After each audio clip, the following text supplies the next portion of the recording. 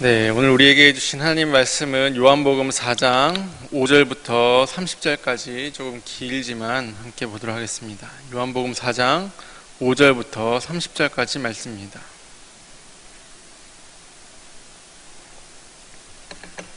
요한복음 4장 5절부터 30절까지 말씀, 저와 여러분이 한 절씩 나눠서 교독하도록 하겠습니다. 사마리아에 있는 수가라 하는 동네에 이르시니 야곱이 그 아들 요셉에게 준 땅이 가깝고 거기 또 야곱의 우물이 있더라. 예수께서 길 가시다가 피곤하여 우물 곁에 그대로 앉으시니 때가 6시쯤 되었더라. 사마리아 여자 한 사람이 물을 기르러 나왔음에 예수께서 물을 좀 달라 하시니 이는 제자들이 먹을 것을 사러 그 동네에 들어갔음. 사마리아 여자가 이르되 당신은 유대인으로서 어찌하여 사마리아 여자인 나에게 물을 달라 하나이까 하니 이는 유대인이 사마리아인과 상종하지 아니함이로라. 예수께서 대답하여 이르시되 내가 만일 하나님의 선물과 또 내게 물 좀 달라 하는 이가 누구인 줄 알았더라면 내가 그에게 구하였을 것이요 그가 생수를 내게 주었으리라. 여자가 이르되 주여 물 기를 그릇도 없고 이 물은 깊은데 어디서 당신이 그 생수를 얻겠사옵나이까. 우리 조상 야곱이 이 우물을 우리에게 주셨고 또 여기서 자기와 자기 아들들과 짐승이 다 마셨는데 당신이 야곱보다 더 크니이까. 예수께서 대답하여 이르시되 이 물을 마시는 자마다 다시 목마르려니와 내가 주는 물을 마시는 자는 영원히 목마르지 아니하리니 내가 주는 물은 그 속에서 영생하도록 솟아나는 샘물이 되리라. 여자가 이르되 주여 그런 물을 내게 주사 목마르지 않고 또 여기 물 기르러 오지도 않게 하옵소서. 이르시되 가서 내 남편을 불러오라. 여자가 대답하여 이르되 나는 남편이 없나이다. 예수께서 이르시되 내가 남편이 없다는 말이 옳도다.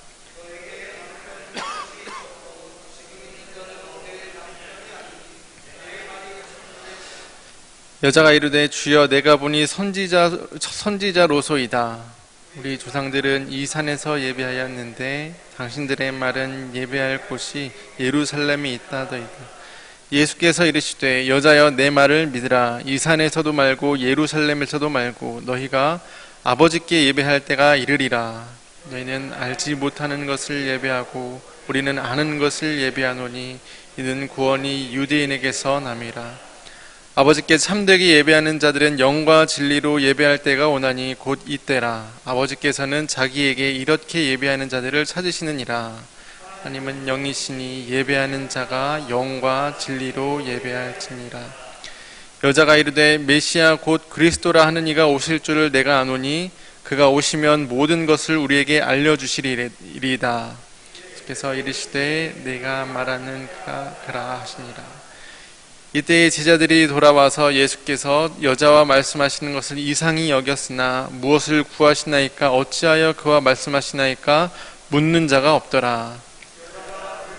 버려두고 동네로 들어가서 사람에게 이르되 내가 행한 모든 일을 내게 말하는 사람을 와서 보라. 이는 그리스도가 아니냐 하니 그들이 동네에서 나와 예수께로 오더라. 아멘. 우리는 이 수요일 저녁을 전도 중심적인 수요 예배로 모입니다. 그런데 여러분, 전도가 무엇일까요? 전도의 핵심은 결국 예수 그리스도를 믿고 영원한 생명을 얻는 것입니다. 그런데 보통 많은 사람들은 전도에 대해서 오해하기를 복음에 대해서 논리적으로 설명할 수 있고 특별히 다른 사람을 강하게 설득할 수 있어야 되고 상대방의 질문이나 의심에 타당한 답을 주는 것으로 전도를 생각합니다. 그러다 보니까 전도하러 가자고 하면은 부담이 되고 나는 잘 모른다고 하고 내가 말을 잘 못한다라고 하면서 전도에 두려움을 갖게 됩니다.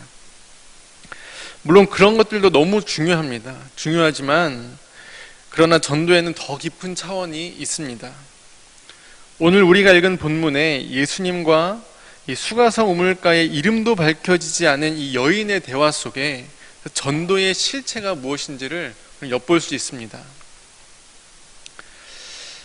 수가성 여인의 이야기를 하기 전에 한 가지 질문을 드리면서 시작하겠습니다. 오늘 우리가 읽은 이 요한복음 4장의 핵심 인물은 이 수가성 여인인데, 혹시 이 4장 바로 앞에 요한복음 3장의 핵심 인물이 누군지 혹시 알고 계시나요? 우리 요한복음 3장 16절 굉장히 잘 알고 있는데, 그 바로 전에 어떤 한 사람이 나옵니다. 이 3장의 핵심 인물은 바리새파의 유대 지도자이자 산헤드린의 일원인 사람, 당시 이스라엘의 최고 지성이었던 니고데모입니다. 수가성 여인의 이야기가 나오기 바로 전에 이 니고데모의 이야기가 나오는데, 이 둘은 상당히 대비가 되는 인물입니다. 한 사람은 이스라엘의 최고의 지성인 반면에 다른 한 사람은 그 당시에 잡종으로 여겨지던 사마리아인이었고, 거기다가 그 당시는 굉장히 가부장적이고 남성 중심적인 사회였기 때문에, 그런데 그런 시대에 가녀린 여성이었고, 거기에 더해서 다른 사람들의 눈을 피해서 물을 기르러 온, 어떻게 보면 인생 밑바닥의 삶을 살고 있는 한 여인이었습니다. 성경은 이 둘을 일부러 이렇게 나란히 3장과 4장에 배치하면서 그 둘의 대조를 통해서 뭔가 하고 싶은 말이 있는 것 같습니다. 요한복음 3장에서 보면은 니고데모는 한밤중에 예수님이 근처에 오셨다는 소식을 듣고 예수님을 찾아갑니다. 니고데모 역시 목마름을 가지고 있었던 거죠. 그래서 체면불구하고 사람들을 피해서 한밤중에 예수님을 찾아왔겠죠. 그것은 마치 목마름을 해결하기 위해서 사람들을 피해서 정오의 우물가에 찾은 수가성 여인과 사실 같은 그림을 그리고 있는 것입니다. 예수님께서 자기를 찾아온 니고데모와 이야기를 나눈 중에 예수님의 판단이 이랬습니다. 네가 거듭나야겠다. 그 당시 최고의 종교 지도자였음에도 불구하고 내가 거듭나야겠다라고 말씀하십니다. 그런데 이 니고데모는 예수님께서 거듭나야 하겠다라는 말씀을 잘 알아듣지를 못합니다. 제가 지금 나이가 몇인데 다시 어머니의 모태로 들어갔다 나올 수가 있겠습니까? 이런 정말 말도 안 되는 대답을 하죠. 거듭나야겠다는 이 예수님의 진리의 말씀을 당대 최고의 지성이 깨닫지 못하는 그림입니다. 그리고 또 물과 성령으로 거듭나지 아니하면 하나님의 나라에 들어갈 수 없다라는 이 주님의 말씀에도 그는 어찌하여 그런 일이 있겠사옵나이까? 라며 되묻습니다. 이렇게 예수님과 니고데모의 이야기는 뭔가 계속 엇박자로 어긋납니다. 그리고 이 대화는 뭔가 속 시원하지 않게 찜찜함을 남겨둔 채 마무리가 되죠. 그런데 요한복음 3장 이야기가 그렇게 마무리되고 4장으로 넘어오는데, 4장으로 넘어오면서 3장과는 반대되는 그림이 나타납니다. 높은 위치에 있던 니고데모와는 달리 4장에는 굉장히 낮고 천한 인물, 이름도 모를 그 한 여인이 등장하고요. 이 3장에서는 니고데모가 예수님을 찾아왔지만 이 4장에서는 예수님이 그 여인을 찾아갑니다. 또 3장에서는 이 예수님과 니고데모의 대화가 어긋나는 반면에 4장에서 이 수가성 여인은 결국 예수님을 주님으로 고백하고 구원에 이르게 됩니다. 이 절묘한 배열과 이 대조는 무엇 때문일까요? 이렇게 대조가 되는 그림은 이것을 설명하기 위한 것입니다. 구원은 사람의 지적인 능력이나 어떤 지적인 작용을 통해서 습득되거나 깨달아지는 것이 아니다라는 것입니다.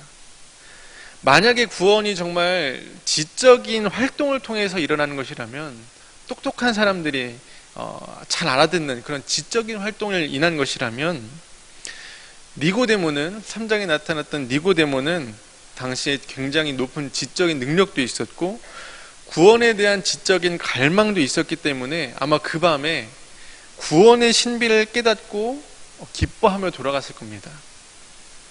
반대로 이 수가성 여인에게는 복음이 굉장히 어려운 말이고 깨닫지 못하는 말이었겠죠. 하지만 성경은 전혀 반대의 결과로 복음에 대해서, 구원에 대해서 설명하고 있습니다. 구원은 단순히 그런 지적인 활동으로 얻을 수 있다는 것이 아닌 거죠. 그래서 구원은 놀라운 것입니다. 그러면 구원이라는 것은 무엇일까요? 복음은 무엇일까요?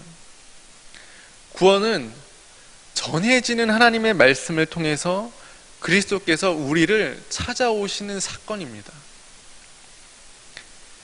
그래서 이 지성인 니고데모는 그의 노력으로 영생을 얻기 위해서 예수님을 찾아갔지만 속 시원한 대답을 듣지 못했고, 이 무지하고 가녀린 한 여인은 자기가 찾아온 것도 아닌데 예수님께서 그에게 찾아오셔서 놀라운 하나님의 구원의 그 지식과 지혜를 열어주시고 깨닫게 해주시지 않습니까?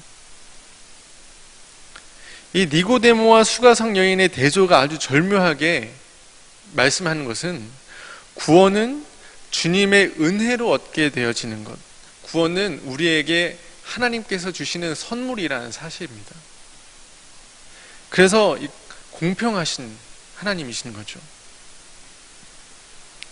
그렇다면 주님을 전하는 것도 우리의 지식의 수준에 따라서, 우리가 많이 아는 것에 따라서가 아니라 우리의 어떤 설득력 있는 말의 어떤 화법에 따라서, 수사학에 따라서 전하는 것이 아니라 말씀 그 자체로 살아있는 하나님의 말씀을 통해서 그리스도께서 그 인생에게 찾아가시는 사건이 바로 전도인 것입니다. 그분께서 하시는 역사다라는 겁니다. 그래서 우리는 전도할 때 우리가 가지고 있는 지식이 어떠함으로 말미암지 않고 하나님의 역사하시는 말씀을 믿으면서 전도를 하잖아요. 그렇다면 오늘 수가성 우물가 여인을 이야기를 조금 더 깊이 있게 들여다봤으면 좋겠습니다. 오늘 우리가 읽었던 그 말씀의 분위기를 봤을 때 예수님께 대한 이 여인의 태도가 처음에는 그다지 긍정적이지가 않습니다.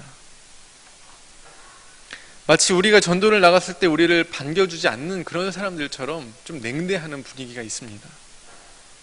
예수님께서 이 여인에게 물을 좀 달라고 청하시는데, 여인의 대사를 보면 그 물 한 모금 청하는 나그네한테 굉장히 야박하게 나옵니다. 뭐라고 하냐면, 당신은 유대인이면서 왜 사마리아 여자인 나에게 물을 달라고 합니까?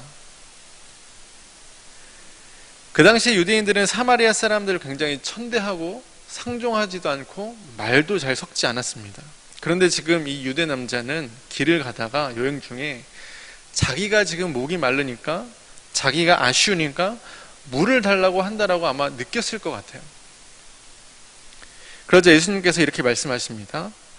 네가 만일 하나님의 선물과 또 너에게 물을 좀 달라 하는 이가 누구인 줄 알았더라면 내가 그에게 구하였을 것이요 그가 생수를 내게 주었으리라. 이 여인은 어이가 없었습니다. 이 여인의 입장에서 생각해 봤을 때 우물에서 물을 기를 도구도 없으면서, 그릇도 없으면서, 자기 스스로 목마름을 해결할 수도 없어 보이는 그 사람이 나한테 지금 영원히 목마르지 않는 생수를 나한테 주시겠다라고 이야기를 한다라는 게, 그 당시에 있었던 뭔가 사마리아인들을 향해서 가지고 있었던 유대인들의 우월감으로 느끼지 않았을까. 그리고 당연히 이 사마리아 여인은 자기 안에 있던 어떤 열등감이 발동했을 겁니다. 그래서 다음 대사를 보면 이 여인의 마음 상태를 조금 알 수 있습니다.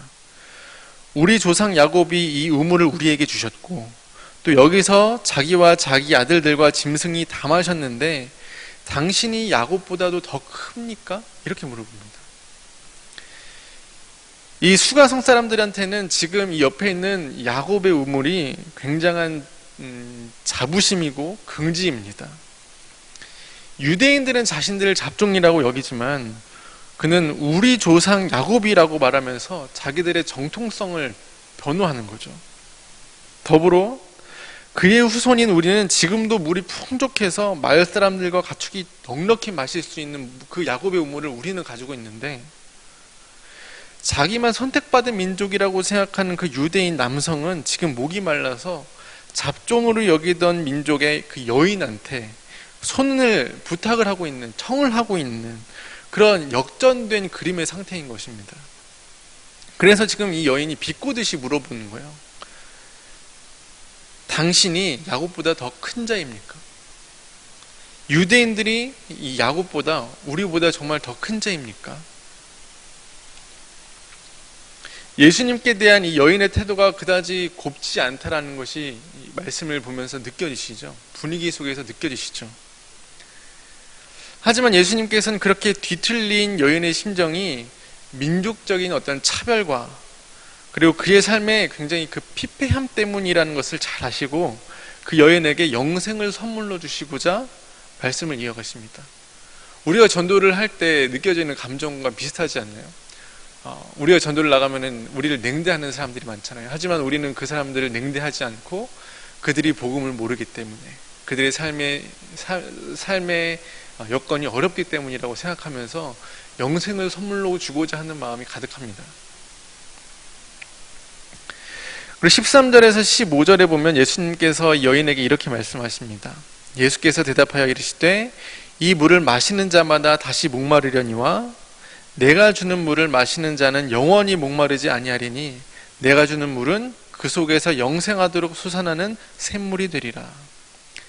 여자가 이르되 주여 그런 물을 내게 주사 목마르지도 않고 또 여기 물 기르러 오지도 않게 하옵소서. 이 여인도 니고데모처럼 예수님의 말씀을 사실 이때까지는 잘 이해하지 못했습니다. 니고데모도 예수님께서 말씀하신 거듭남에 대해서 내가 다시 어머니 뱃속에 들어갔다 나와야 됩니까?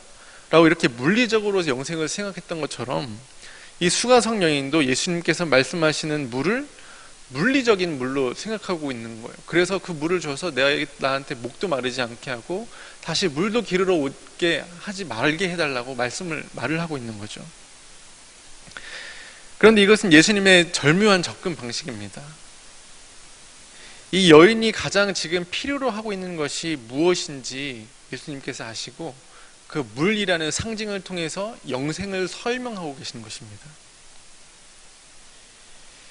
육체의 목마름을 해결하려고 지금 이 우물가에 나왔지만 그의 삶의 목마름을 해결하지 못하는 인생에게 예수님께서는 영생하도록 솟아나는 물을 제시함으로써 인생의 정말 진정한 욕구, 영혼의 목마름을 채워주시겠다라는 말씀을 하기 위해서 말씀하신 것입니다.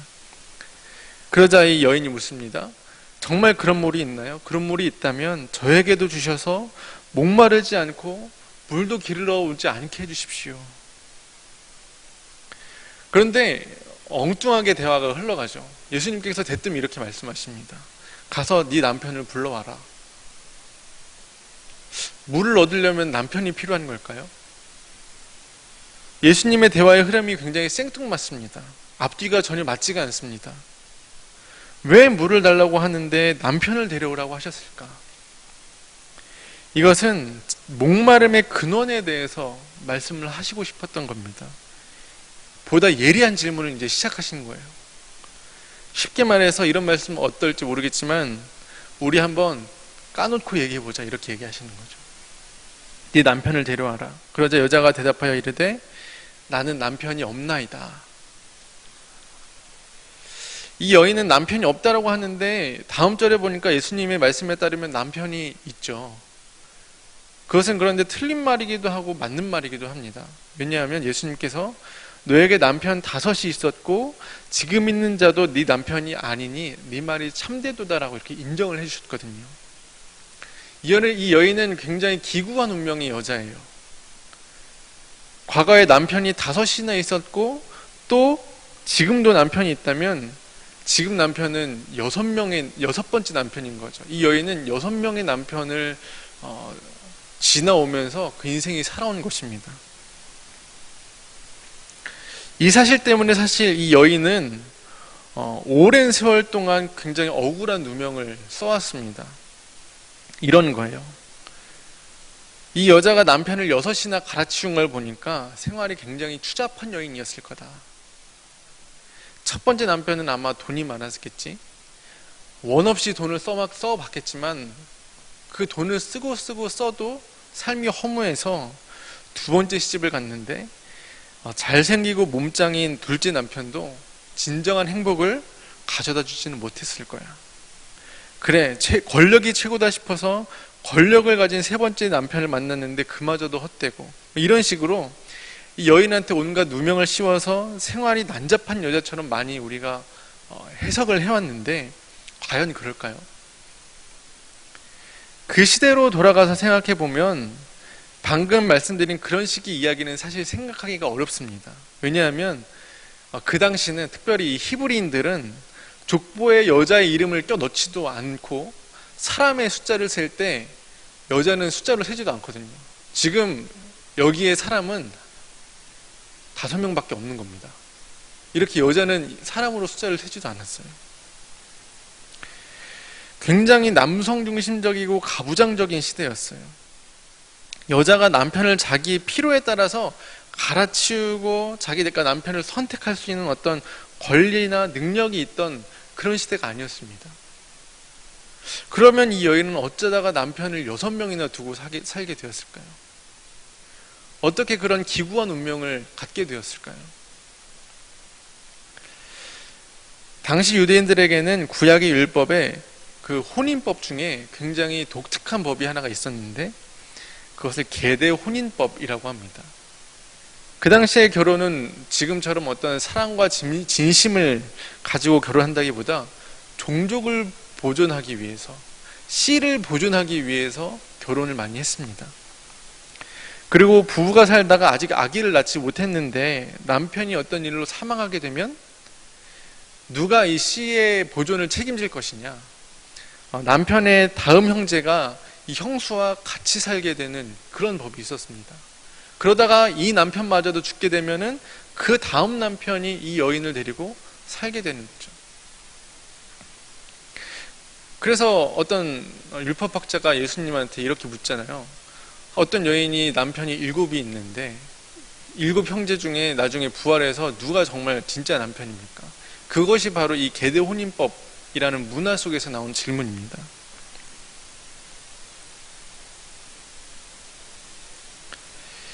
이 계대 혼인법은 사실 오실 그리스도를 위해서 혈통이 끊어지지 않기 위해서 만든 것인데 이 한 여인의 삶을 속박하고 구속하는 것으로 변질되고 만 거죠.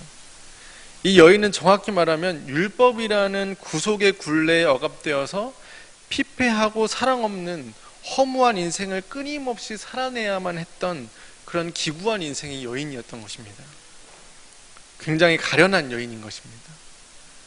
하지만 이 여인을 바라보는 주변 사람들의 시선은 어땠을까요? 조금 심하게 말하자면 이렇겠죠. 남편 잡아먹는 년, 집안 말아먹는 년, 망할 년, 저주받은 년, 이런 식으로 사람들의 눈총과 대접을 받았을 겁니다. 예수님은 지금 그런 여인을 지금 만나고 있는 거예요. 그래서 아무리 그 여인이 날카로운 말로 예수님을 찌르고 밀쳐내고 거부해도 포기하거나 윽박지르시거나 혼을 내시지 않고 품어주고 계신 겁니다. 너에게 남편이 5이 있었고 지금 있는 자도 내 남편이 아니다.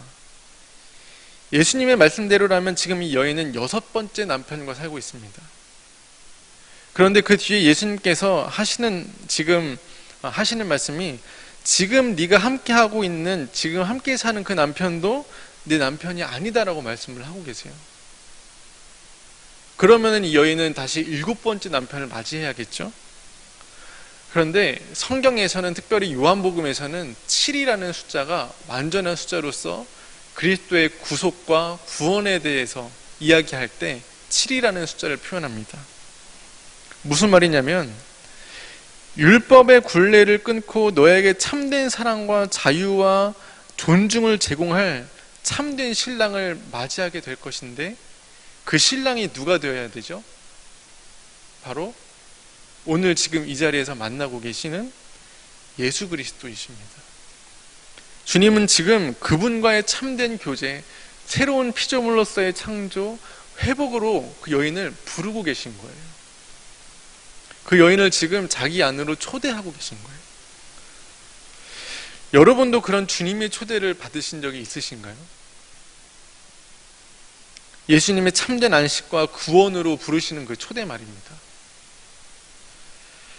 예수님의 그 초대를 받으셨기 때문에 지금 여러분이 이 자리에 앉아 계시겠죠. 그때가 언제였습니까?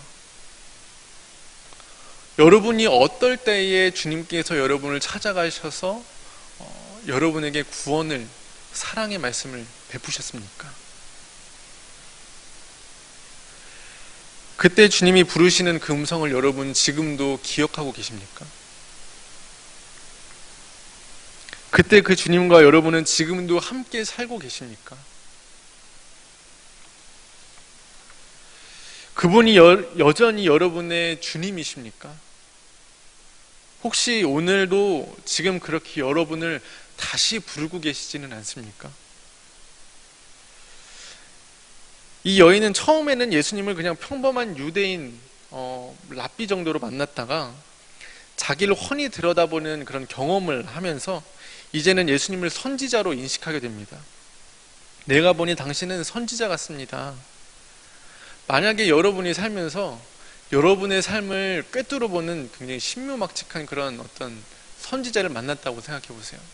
그럼 여러분이 그 선지자에게 가장 먼저 물어보고 싶은 질문이 무엇입니까? 아마 그 질문이 바로 여러분의 마음속에 늘 중심이 되고 있던 그 질문일 것입니다. 여러분이 가장 중요하게 생각하고 있는 바로 그것일 것입니다. 무엇에 대해서 물어보실 건가요? 이 여인은 놀랍게도 그 첫 번째 질문이 예배에 대한 질문이었습니다. 늘 그 마음속에 예배에 대한 생각을 하고 있었던 거죠. 선지자요, 누구는 예루살렘에서 드리는 예배가 진짜라고 하고 누구는 그리심산에서 드리는 예배가 진짜라고 하는데 저는 진짜 예배를 드리고 싶은데 도대체 어디서 드리는 것이 맞습니까? 이 질문으로 봐서 여인은 하나님으로부터 오는 참된 만족에 대한 갈망이 가득 차 있었던 사람이라는 것을 알 수 있습니다. 왜냐하면 삶에 대한 목마름이 그만큼 깊었기 때문이죠. 그래서 그는 또한 메시아를 기다리고 있었습니다. 메시아 곧 그리스도라 하는 이가 오실 줄 내가 아노니 그가 오시면 모든 것을 우리에게 알려주실 것입니다 라고 말을 하고 있는 거예요. 그런데 거기에 대해 예수님께서 말씀하시기를 네가 말하는 내가 바로 그다. 여인은 경천동지할 만한 그런 어마어마한 말씀을 듣게 됩니다. 내가 바로 너희들이 기다리던 그 메시아다, 그리스도다. 내가 너에게 영원한 안식과 참된 만족을 줄 바로 그이다. 그 말을 듣자 이 여인은 자기 물동이도 벌어둔 채 마을로 뛰어들어갑니다. 이 물동이라는 것은요, 내가 이렇게 많이 퍼서 오면은 두고두고 나의 목마름을 해결하기 위해서 그 물동이에 물을 가득 채우고 자기 집으로 돌아가도 조금만 지나면은 다시 목이 마르고 다시 물을 기르러 여기에 나와야 되는데 그 물동이를 버려두고 마을로 뛰어가고 있는 거예요. 그것은 다시 말해서 나의 인생의 목마름을 해결해 줄 참된 만족과 참된 안식을 줄 그분을 만났다라는 그 생명의 물을 내가 찾았다라는 그림인 것입니다. 여러분이 이렇게 주님을 만난 경험이 있으신가요? 그래서 여러분은 그 여러분이 의지했던 물동이를 버려둔 경험이 있으신가요? 그 전에는 정말 소중하게 여기고 이것이 나의 목마름을 해결해 줄 것이라고 생각하고 그래서 늘 가득 차 있어야 마음이 편했던 그 물동이를 예수님을 만나고 버려둔 경험이 있으신가요? 버린 경험이 있으신가요? 여러분, 이 여인이 마을로 다시 뛰어들어가서 자기가 경험한 일들에 대해서 사람들한테 이야기를 하는데요. 성경에서는 그것을 뭐라고 말하냐면 증언이라고 합니다. 증언. 직접 자기가 보고 듣고 경험한 사실을 전하는 거예요. 오늘 본문에서 말하는 전도는 이 증언입니다. 예수님께서 그 제자들에게 복음 전도하는 사명으로 세상에 파송하실 때에도 이렇게 말씀하셨습니다. 오직 성령이 너희에게 임하시면 너희가 권능을 받고 예루살렘과 온 유대와 사마리아와 땅끝까지 이르러 내 증인이 되리라. 변호인이 있고 증인이 있는데 이 변호인과 증인은 다릅니다. 변호인은 논리적으로 사건을 설명하고 사람에 대해서 이해시키는 사람이지만 증인은 단순히 내가 보고 듣고 경험한 것을 있는 그대로 사실 그대로 말하는 사람입니다. 판결에서 변호인의 역할도 너무 중요하지만 이 증인의 역할이 굉장히 핵심적입니다.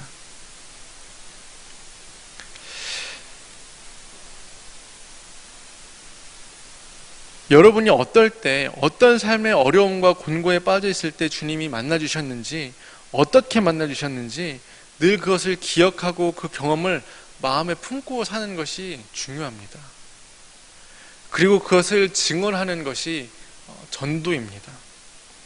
아마 우리는 결국 그분이 우리가 아직 연약할 때에 우리가 아직 죄인 되었을 때에 우리를 먼저 찾아오셨고 우리를 먼저 사랑하셨고 때로는 우리가 그분을 거부하고 모진 말로 그분을 찌르고 밀어내도 우리를 포기하지 않고 사랑하시고 안으시고 항상 함께 계셨다라는 것을 말할 수밖에 없을 것입니다. 수가성 여인이 그렇게 했고 수가성 여인에게 그렇게 하셨던 것처럼 말입니다. 그것을 우리는 다른 말로 은혜라고 합니다. 우리는 전도할 때 다른 것 아니라 은혜라는 말, 하나님의 은혜에 대해서 하나님이 우리에게 조건 없이 베풀어 주신 은혜에 대해서 밖에 할 말이 없을 것입니다. 전도자는 하나님의 말씀과 함께 내 삶에 임한 하나님의 은혜를 고백하는 사람들입니다. 왜냐하면 하나님은 정말 살아계신 하나님이기 때문이죠. 왜냐하면 하나님은 정말 지금도 우리와 함께 하시는 하나님이기 때문입니다. 왜냐하면 하나님은 정말 우리 안에서 지금도 일하고 계신 하나님이시기 때문입니다. 십자가에서 죽으시고 부활하신 예수님께서 보혜사 성령님으로 지금 오늘 우리의 삶 가운데 함께 하시는 분이기 때문입니다. 오늘 우리가 이 시간 이 밤에 함께 기도할 때 우리 삶에 함께 하시는 하나님을 먼저 기억하고 우리 삶에 찾아오셨던 그 하나님을 다시 한 번 더 기억하면서 그 주님 앞에 다시 한 번 더 우리의 마음을 드렸으면 좋겠습니다. 그리고 우리 삶 가운데 지금까지 베풀어 주신 그 은혜를 기억해보고 그 은혜를 고백하고 그 은혜를 이 세상 사람들한테 나누는 전도자로 살겠다는 그 고백으로 함께 기도했으면 좋겠습니다. 기도하겠습니다.